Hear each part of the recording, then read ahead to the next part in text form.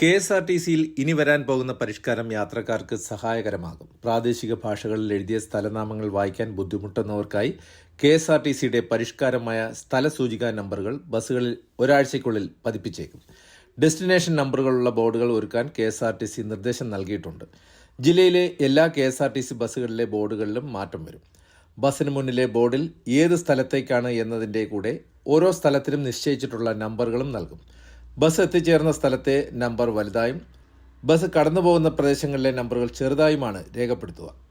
മഞ്ഞ നിറത്തിലാണ് നമ്പറുകൾ രേഖപ്പെടുത്താൻ തീരുമാനിച്ചിട്ടുള്ളത്. പ്രധാന സ്റ്റേഷനുകളിലും ഡിപ്പോകളിലും നമ്പറുകളും സ്ഥലങ്ങളും തമ്മിൽ മനസ്സിലാക്കുന്നതിനായി വിവിധ ഭാഷകളിൽ എഴുതി പ്രദർശിപ്പിക്കുകയും വകുപ്പ് വെബ്സൈറ്റിൽ പ്രസിദ്ധീകരിക്കുകയും ചെയ്യും.